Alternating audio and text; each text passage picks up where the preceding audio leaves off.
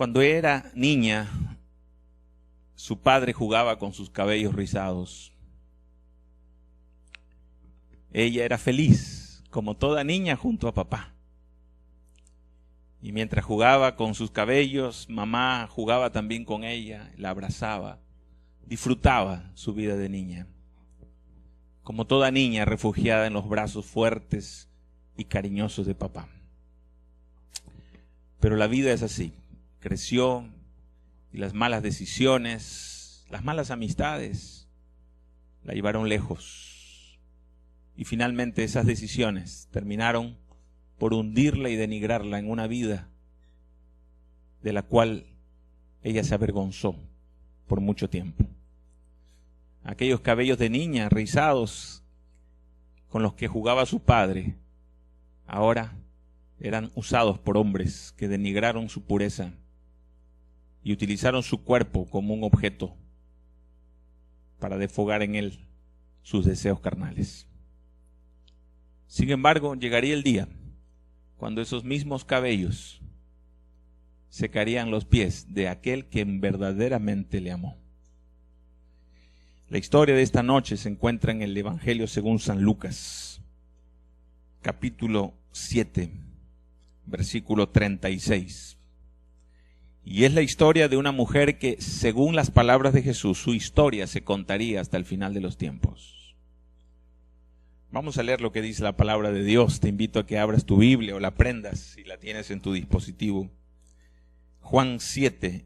Lucas 7, verso 36 en adelante. Uno de los fariseos rogó a Jesús que comiese con él. Y habiendo entrado en casa del fariseo, se sentó a la mesa. Entonces, una mujer de la ciudad que era pecadora, al saber que Jesús estaba a la mesa y en casa del fariseo, trajo un frasco de alabastro con perfume. Y estando detrás de él a sus pies, llorando, comenzó a regar con lágrimas sus pies, y los enjugaba con sus cabellos, y besaba sus pies, y los ungía con el perfume. Cuando vio esto el fariseo, que le había convidado a Jesús, dijo para sí mismo: si fuera profeta, conocería quién y qué clase de mujer es la que le toca, que es pecadora. Y entonces respondió Jesús y le dijo: Simón, una cosa tengo que decirte. Y él le dijo: di, maestro. Un prestamista tenía 2 deudores. Uno le debía 500 denarios y el otro le debía 50. Y no teniendo ellos con qué pagar, perdonó a los 2 deudores. Di pues, ¿cuál de estos 2 deudores amará más al prestamista? Respondió Simón y dijo: pienso que aquel a quien perdonó más. Y él le dijo: rectamente has dicho. Y vuelto a la mujer, Jesús le dijo a Simón: ¿ves esta mujer? Entré en tu casa y no me diste agua para mis pies, mas ésta ha regado mis pies con lágrimas y los ha enjugado con sus cabellos. No me diste un beso, mas esta mujer desde que entré no ha cesado de besar mis pies. No ungiste mi cabeza con aceite, mas ésta ha ungido con perfume mis pies. Por lo cual te digo que sus muchos pecados les son perdonados, porque amó mucho. Mas aquel a quien se le perdona poco, poco ama. Y a ella le dijo: tus pecados te son perdonados. Y los que estaban juntamente sentados a la mesa comenzaron a decir entre sí: ¿quién es este que también perdona pecados? Pero Jesús le dijo a la mujer: tu fe te ha salvado. Ve en paz. Jesús sentado, una mujer entra, rompe un frasco lleno de perfume. El perfume empieza a inundar con su aroma toda la habitación. Y recuerden que las casas judías no eran muy grandes. No eran como nuestros living, nuestras salas grandes. Eran muy pequeñas. Probablemente la de Simón, el fariseo, era quizás un poco más grande por su estatus, porque quizás tenía más recursos, pero aún así no era un palacio. Así es que el olor de ese perfume inundó esa habitación de una manera increíble. El texto bíblico dice de que la mujer lloraba a mares, pero no hablaba, solo lloraba. porque el solo hecho de estar en la presencia del Maestro te quebraba por completo. Pero Jesús, el dulce Jesús, no necesita que le hables. Solo cuando ve tus lágrimas, escucha tu corazón. Un día yo tropecé y rompí algo muy preciado de mi casa. Y lloraba mucho. Mi mamá vino, vio lo que había roto y a mí no me salían las palabras porque ya estaba llorando por anticipado antes del castigo. No sé si le ha pasado a alguno de ustedes cuando era niño. Y mi mamá me abrazó y me dijo, no te preocupes, se puede comprar eso. Y eso fue como un bálsamo. Es como decir que te quitan una mochila gigantesca. Eso es la culpa. Vivir con culpa es un cáncer, ¿sabes? Hay gente en este país, en tu país, en la ciudad de donde tú me estás mirando, que camina, sube al metro, al subway o a los bus para irse de un lugar a otro, o maneja, conduce con culpa en su corazón. No son felices. Todavía le azota el pasado, aquello que vivió cuando era niña, cuando era niño, cuando era joven. Todavía le culpa a su corazón los terribles momentos que vivió en su juventud. No ha logrado superarlo, porque ya te dije, no se puede olvidar. Pero no ha logrado superar, y es una herida que todavía gotea, sangra y sangra. Cuando pasa frente a algo similar a lo que vivió en el pasado, renace ese dolor y ese sufrimiento. La culpa es terrible, querido. La culpa es torturante. No te deja vivir. Y estás constantemente rumiando esas ideas. ¿Me habrá perdonado Dios? Y le hablo para aquellos que inclusive están bautizados, que son creyentes.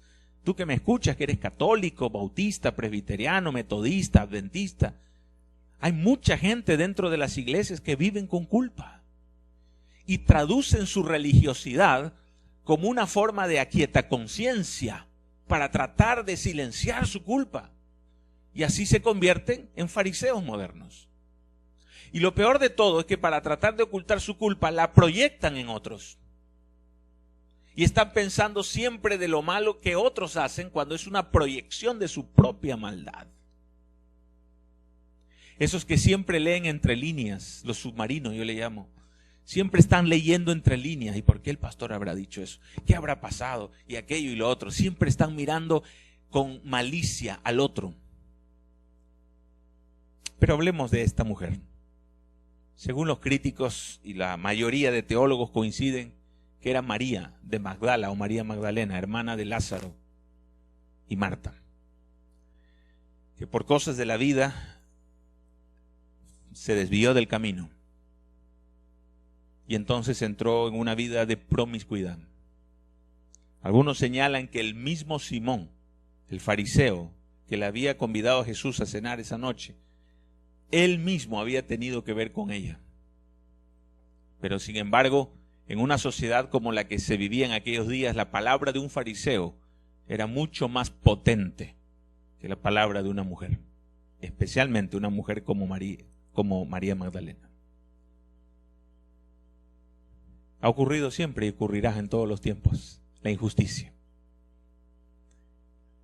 Por eso cuando Jesús está cenando con Simón, porque Jesús no rechazaba ninguna invitación, no tenía prejuicios. Lo invitó Zaqueo, un corrupto del gobierno. Ahí estaba comiendo con él. Podía sentarse al lado de una prostituta. Podía sentarse al lado de una mujer promiscua, como era la mujer samaritana. Y podía hacerlo a la luz del día. No tenía problema, porque él vino a buscar y a salvar lo que se había perdido. Pero los que siempre están rumiando malicia en otras personas han existido y existirán por siempre. Pero el texto bíblico avanza. Cuando Simón piensa dentro de sí que Jesús realmente no era lo que decía ser porque había sido tocado por ese tipo de mujeres. Y ni siquiera era un toque erótico, era el toque de una mujer que se desarma a los pies de un maestro. Pero como desata su cabellera, y quiero contarles algunos elementos culturales del judaísmo de ese tiempo, el desatar la cabellera era un acto muy sensual, propio de un momento íntimo entre un matrimonio. Pero María no lo hace con esa con ese sentimiento. Ella lo hace porque quiere secar los pies del maestro. No había paño, no había nada. Su cabellera iba a servir para secar esos pies por los cuales un día iban a ser atravesados por ti y por mí. Es un acto de profunda devoción. El honor máximo que tenía una mujer era su cabellera. Y su cabellera y su rostro y su cuerpo estaba en el suelo, a los pies. Su vida había sido así, estar a los pies, estar denigrada, estar en el último escalafón social de la sociedad judía, despreciada. Las mujeres de aquel tiempo que practicaban ese oficio no salían de día. Las madres ocultaban a sus hijos de mujeres como ellas. De hecho, hay un proverbio que habla de la ramera y de cómo debes portarte y salir de su presencia cuando la veas. Es una oda en contra de ese tipo de mujeres. Pero Jesús vino a redimir a todos, incluyendo a las rameras, incluyendo a los hombres y mujeres que tienen otras prácticas sexuales. Dios ama a todos. Jesús abraza a todos, no pone condiciones para su amor. Es un amor que no se entiende. ¿Sabes por qué? Te voy a explicar por qué no se entiende. Porque el amor humano es un amor transaccional. ¿Qué es eso, pastor? Te doy porque tú me vas a dar. Es más, y espero que no me malinterpretes, pero hasta el amor que uno cree más maravilloso de la tierra, que es ese hombre, esa mujer con el que pasaste al altar a casarte, tú en algún momento dijiste, tú un día me engañas, te dejo, porque también es un amor con condición. Pero pastor, ¿cómo? Sí, es un amor con condición. Hablemoslo de una manera pragmática, es un amor condicional. El único amor que te sigue hasta cuando aún lo rechazas es el amor de Dios. Eso se llama gracia. No tengo cómo pagarte, Señor. No tengo qué hacer para poder alcanzar la paz. Tengo una vida llena de pecado. El Señor dice, no te preocupes, tu vida está en mis manos. Yo limpiaré tus pecados. Lo más importante es tu arrepentimiento presente, no tus pecados pasados. Para Dios, tu arrepentimiento presente es más importante que todos tus pecados pasados. Entonces, eso es lo que desquicia la cabeza de los legalistas. Eso es lo que no me cuadra esto. Algo hay que hacer, algo. No tienes que hacer nada. Pero pastor, ¿pero cómo? O sea, hay que hacer algo, hay que ser buenos. No, porque para ser buenos tienes que ser salvo primero. Mientras que predican muchos, para ser salvo hay que ser bueno. ¿Cómo vas a ser bueno si no has sido salvo? ¿De dónde sacas batería para bondad? ¿De dónde sacas energía para fabricar justicia propia? No tienes, porque no hay justo ni aun uno, porque tus intentos de justicia, dice el profeta, son trapos de inmundicia. En casa a veces nos turnamos, ¿no? Mi esposa cocina, yo aseo, los chicos, y a veces yo cocino y hacemos eso. Pero cuando yo aseo, que es lo que me gusta más, llega un momento en que tengo que exprimir esos trapos. Y wow, el olor que sale es horrible. Y hay que desecharlo por otro. Y la vez pasada cuando estaba haciendo eso, cuando llovió mucho y bueno, se acumuló un poco de agua y el olor era tan fuerte, yo decía, pensar que Dios así ve nuestra justicia. Eso es nuestra justicia. Eso de que yo me porto bien, yo hago cosas buenas, yo voy a la iglesia y yo hago esto y hago esto y hago esto para ser salvo. Olvídate. Mis hijos podrán decir al llegar al cielo, somos quinta generación de adventistas, hijos de pastores, nietos. Ni siquiera eso le va a valer para entrar al cielo. Porque Dios no tiene nietos, tiene hijos. Entonces, pastor, nada de lo que hagamos le da un mérito, un pequeño punto, un bonus track a nuestra salvación. Nada. Pablo lo dice, por gracia soy salvo. Y eso no es de ustedes, pues es un don de Dios. Eso rompe la cabeza para aquellos que no pueden entenderlo. Por eso Simón miraba a esa mujer secando los pies del maestro. No me entra en la cabeza. Él es santo, él es puro. Supuestamente esta mujer con cuántos hombres se habrá acostado y está tocando los pies del maestro y los besa con esos labios pecadores. No lo entiende. Es lo mismo que pasa cuando yo abrazo a alguien que es diferente a mí, se viste diferente a mí, come diferente a mí. Pero lo abrazo. y le digo que Jesús lo ama, como la historia de Andy, que lo abracé después de predicar en una iglesia en Puerto Rico. Y él me dijo, pastor, gracias por su tema, y me abrazó y empezó a llorar como un niño. Y luego me dice, pastor, soy homosexual, seguramente no me va a abrazar de nuevo. Y yo lo abracé de nuevo, y lo abracé fuerte y volvió a llorar como un niño. Y Andy me dijo, pastor, vuelvo a la iglesia después de más de 10 años, porque no me sentía cómodo, porque me sentía observado y condenado. Y me alejé de Dios y me alejé de la iglesia por más de 10 años. Hoy es el primer sábado que vengo a la iglesia y usted habla de la gracia. Y agradezco a Dios por este sábado que Dios eligió para que yo viniese y que usted estuviese. Oramos juntos, se secó las lágrimas, luego tiró algunas bromas, conversamos, me dio su número. Pasaron unos meses, no supe más de él. Hace unos días estaba hablando con un hermano y me dice, pastor, su sermón de aquella mañana todavía los hermanos lo escuchan. Pero algo triste pasó. ¿Se acuerda de ese joven? De ese joven que lo abrazó, que le dijo que era homosexual y que se había apartado de la iglesia y todo aquello. Ese sábado pasó, se fue a su casa. Una semana después, un viernes, después de haber ido a comer pizza con sus amigos, él volvió a su casa. Se despidió de mamá, se fue a dormir y no despertó jamás. El último sermón que Andy escuchó fue el de usted.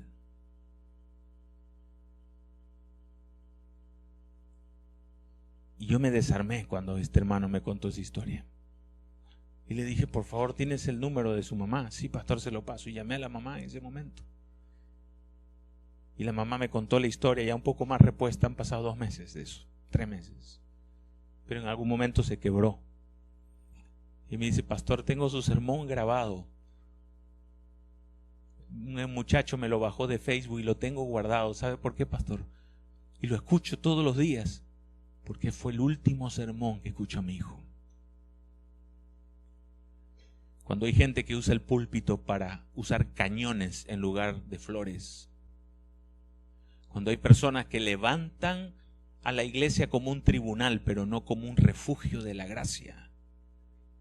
Cuando Jesús dijo, cuando a mí me levanten, a todos atraeré. Soy yo quien debe ser levantado. ¿A quién estás levantando en el púlpito? Los que ven con malicia las cosas ya están pensando, el pastor está avalando la vida que llevaba ese joven. No. Pero cuando el hijo pródigo volvió a casa, ¿qué hizo primero el padre? ¿Le cambió la ropa o le abrazó y le besó primero? Pues haga usted lo mismo. Lo que queremos hacer muchas veces es desde la entrada cambiar a la gente su conducta, como si eso fuese de la noche a la mañana. Cuando eso es un proceso del Espíritu Santo que toma tiempo. Una vez un hermano me dice, pastor, es que hay gente aquí que viene así, viene así, y tienen que cambiar definitivamente. Yo le dije, espérate, ¿cuándo te bautizaste tú? No, hace 30 años, pastor. Perfecto. ¿Cuántas veces has mentido? ¿Cuántas veces has oído un chisme? ¿O cuántas veces has generado un chisme? Si tú me dices que nunca lo has hecho desde hace 30 años que te bautizaste, te acepto la regla para medir a todos. Pero porque un pecado es más visible que otro, no significa que tú no eres igual de pecador que él.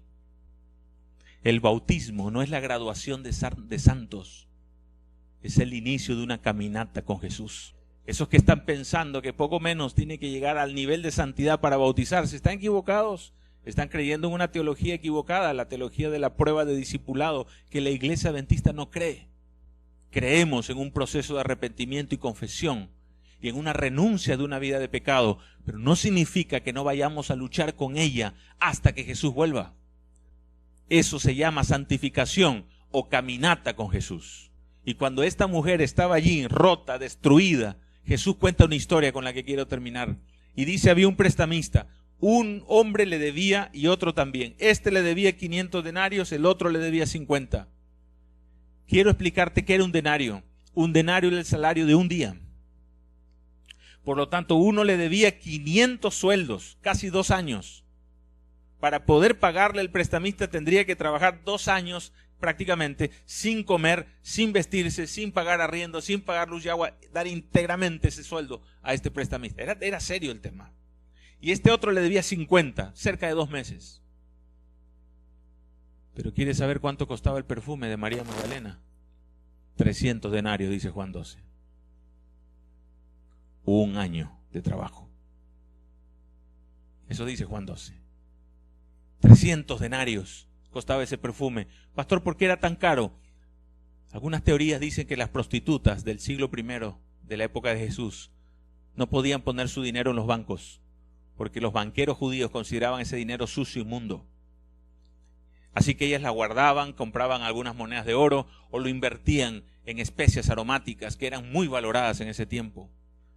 Y algunos dicen, es una teoría, que María Magdalena pudo haber invertido toda una vida de pecado en ese pequeño frasco de alabastro. Pero al mismo tiempo eso representaba su vida de promiscuidad y separación de Dios. Y cuando cae el piso y se rompe 1 año de denigración, 1 año de pecado que le costó ese dinero y ese perfume. Y cuando eso ocurrió, surgieron un montón de rumores. Simón pensando en cosas sucias y Judas Iscariote diciendo, si se hubiese vendido ese perfume, de ahí sale eso de que valía 300 denarios. Con 300 denarios, ¿cuántos pobres hubiésemos alimentado? Cuando realmente se dice de que él estaba elucubrando. ¿Cuánto dinero hubiese podido obtener para él? Porque él era el tesorero de los discípulos. Era un corrupto, un ladrón. Pero así son los religiosos que no caminan con Jesús y crean su propia religión de salvación por obras. Están buscando justificarse ante Dios, aunque llevan una vida de contaminación oculta. Y no son lo suficientemente sinceros y abiertos para reconocer que también son pecadores. Jesús dice, el prestamista perdonó a los 2. Simón, te pregunto, ¿cuál de esos 2 deudores le va a amar más al prestamista? Trabajar 2 meses para pagar una deuda no es tan difícil, pero tampoco tan fácil. Pero es más difícil trabajar por 500 sueldos que debes, 500 salarios. Vamos a decir $500,000 si fuera un salario $1,000. Entonces Simón dice, bueno, pienso que aquel a quien le perdonó más. Y Jesús establece unas declaraciones con las que quiero terminar, que estremecen cualquier argumentación teológica. Porque en la argumentación del amor humano, uno ama gratuitamente, no, uno ama por condiciones de vida. Jesús le dice, mira, a quien se le perdona mucho, mucho ama. No está diciendo Jesús, entonces peca mucho. No, está diciendo que el valor de ese perdón va a ser enormemente más grande, porque de donde has caído a donde Dios te va a poner, tu nivel de gratitud va a ser inmensa. Sublime gracia, porque es sublime, porque no se puede explicar. El querido pastor Bullón tiene una frase. Él dice, el amor de Dios no lo puedes explicar, solo aceptarlo. No lo puedes explicar. Jesús mira a la mujer, yo me imagino que la levanta tiernamente. El piso, la tierra, el barro, las sandalias sucias de hombres no es el lugar para que esté el rostro de una mujer, de una niña, que quizás esos cabellos eran peinados por su padre cuando era pequeña y que la denigraron hombres en el tiempo. Jesús quiere levantarte de tu culpa, de tu vergüenza, y quiere decirte que Él te ama. Cuando tú lloras, cuando tú te quiebras, por más que tengas 40, 50, 60, 70 años, Dios te ve como ese niño que fuiste alguna vez. Y si tuviese que retroceder en el tiempo, Dios diría a ese niño llamado Felipe, María, Ricardo, Ana, vas a sufrir, vas a pasar momentos duros y difíciles, pero estaré ahí para ayudarte. Estaré ahí para sanar tus heridas. Estaré ahí para poder levantarte cuando tú digas que ya no puedes más. Y este llamado es para todos aquellos que ya no pueden seguir caminando porque hay una culpa muy grande, un dolor muy grande que les impide caminar. O están caminando, pero les cuesta cada paso, porque todavía hay cosas en su corazón que no han logrado olvidar. Yo quiero que en el nombre de Jesús tú vengas aquí adelante al altar de Dios. Habrá alguien que quiera decirle: Señor, hay heridas en mi alma, te necesito. Gloria a Dios. Ven acá. Gloria a Dios. Amén. Este es tu momento, no lo dejes pasar. Dios le bendiga. Dios le bendiga. Yo sé que hay alguien más, no tengas miedo. Este es un llamado para todos, para los que sienten esto en su corazón, para los que tienen una carga en su vida. Dios le bendiga. Ven aquí adelante. ¿Por qué adelante, pastor? Porque el pasar aquí a este lugar te va a dar la seguridad de que este lugar se convierte en el escenario de la gracia de Cristo. Dios le bendiga, Dios le bendiga. Gloria a Dios. No te quedes allí. Pastor, yo ya me entregué a Jesús, pero quiero que te autoanalices. ¿Hace cuánto tiempo no eres completamente feliz? Este llamado es para aquellos que se sienten perdidos aún dentro de la iglesia y sienten que el brillo de los ojos se les fue. Ese primer amor se empezó a extinguir y haces lo que haces por inercia, mecánicamente. Ven a Jesús esta noche. Yo doy gracias a Dios por este grupo de personas.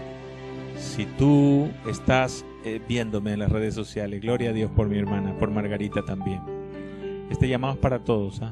Si tú estás en las redes sociales y estás escuchando este mensaje y dices: Señor, yo necesito ese toque de Jesús. Yo necesito esas palabras que Jesús le dijo a María: vete en paz. Tus pecados te son perdonados, gloria a Dios. Tus pecados ya, se acabó, se terminó. No te acuerdes más de eso. Saldrás esta noche perdonada. Esos cabellos volverás a amarrarlos con cariño y amor, y nadie más, ni una mano denigrante tocará tu vida, porque Jesús te devuelve el valor que tú perdiste, porque Jesús te vuelve a dignificar, y Jesús te dice: no hay tiempo perdido cuando vienes a mí. Pastor, estoy muy viejo, muy mayor. No hay tiempo perdido cuando vas a Jesús.